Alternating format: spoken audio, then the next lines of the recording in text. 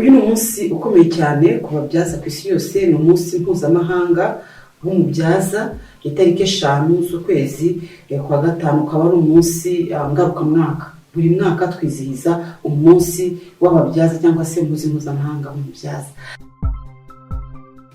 Nkiri muto, ahantu twari dutuye nabonye umubyeyi wagize ikibazo cy'uburwayi bukomeye atwite. Icyo gihe arazahara cyane, noneho ukabona ko adafite ubushobozi cyangwa se adafite n'abantu bamwitaho kugira ngo babashe kumwunganira.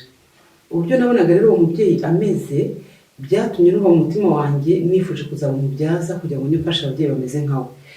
Icyo gihe yari arwaye indwara yitwaga indwara yitwa severe preeclampsia, ariko icyo gihe ntabwo yari izwi kuko yagiraga umuvuduko w'amaraso uri hejuru, akabyimbagana, yahoraga aryamye ku buryo n'umwana we byaje kumugiraho ingaruka nyuma yo kuvuka, ariko by'amahirwe umubyeyi ararokoka.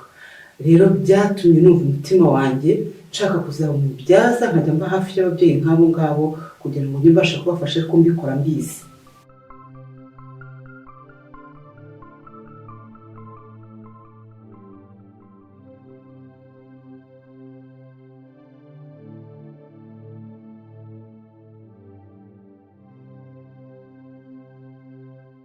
Kubyaza ni igikorwa cyo gutandukanya umubyeyi utwite n'umwana atwite, buri wese akajya ku ruhande rwe. Habaho uburyo bubiri bwo kubyara. Hari uburyo busanzwe umubyeyi abyara asunitse umwana agaca hasi. Hari n'uburyo bwa kabiri umubyeyi ashobora gufashwa n'abaganga bakamubaga bakaba bamukuramo umwana, aribwo buryo abantu benshi bakunda kuvuga ngo umwana aba yaciye hejuru. Nyuma y'ubushakashatsi bwagaragaje ko ababyeyi benshi babyarira mu rugo bahura n'ingorane zitandukanye, nk'umubyeyi amara kubyara akava, rimwe na rimwe agapfa ndetse akaba yanazahara. Rimwe na rimwe abana bavukiye imuhira bakananirwa guhumeka, ntibabone ubutabazi bw'ibanze bafasha guhumeka. Hanzuwe ko ababyeyi bose batwite bagomba kubyarira kwa muganga kugira ngo babone bwa butabazi bw'ibanze, cyane ko n'imuhira haba hatari isuku ihagije yatuma ari ahantu heza umubyeyi akwiriye kubyarira, haba ku mubyeyi, haba ku mwana, ndetse no ku bikoresho bakoreshaga imuhira. Niyo mpamvu umubyeyi wese akwiye kuza kubyarira kwa muganga.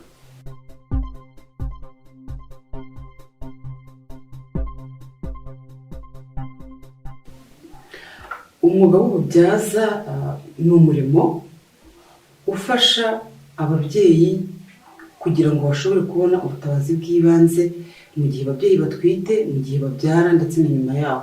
Uwo murimo rero ukawushyira mu bikorwa iby'ubushakashatsi buba bwaragezeho kugira ngo icyo gikorwa cyo kubyara kibashe kugera ku ntego yacyo, ubuzima bw'umubyeyi n'umwana bubashe kwitabwaho.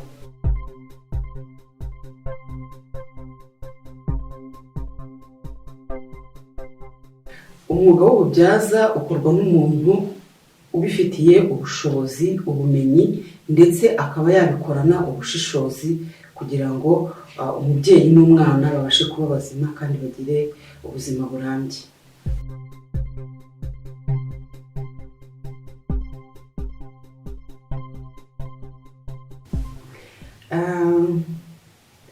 Mu myaka irenga 12 maze muri aka kazi k'ububyaza, nakoze ahantu hatandukanye, mu bigo nderabuzima, mu bitaro.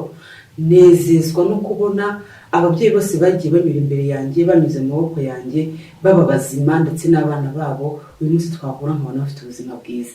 Ibyo rero biranezeza iyo mbonye nta mubyeyi watakaje ubuzima cyangwa se ngo azahare mu gihe cyose nari ndi muri ako kazi. Ni nacyo kintu n'uyu munsi kinezeza mu kazi kanjye ka buri munsi.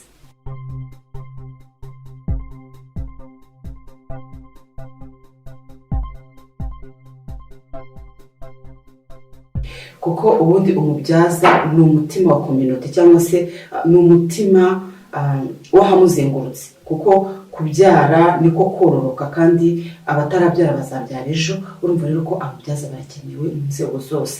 Rero kuri uyu munsi mboneyeho kwifuriza ababyaza bagenzi banjye umunsi mwiza mpuzamahanga w'umubyaza, kandi mbabwira ko umurimo dukora ni umurimo mwiza, ari umurimo w'umutima, ni umurimo w'umuhamagaro, ni umurimo umubyaza wese akwiye gukora yishimye, anezerewe, nubwo hatabura kubonekamo imvune na challenge nyinshi zitandukanye, ariko ni umurimo mwiza. Mu by'ukuri iyo ukurikiranye umudamu atwite, ukamubona abyara, ukamubona yonsa, kuko dukomeza kubakurikirana byibuze kugeza ku minsi 45 nyuma yo kubyara. Rero iyo muhuye ukabona umwana yiruka, ukabona umubyeyi ameze neza, mbona ari cyo kintu kinezeza umubyaza. Nkaba mboneraho rero kubifuriza umunsi mwiza.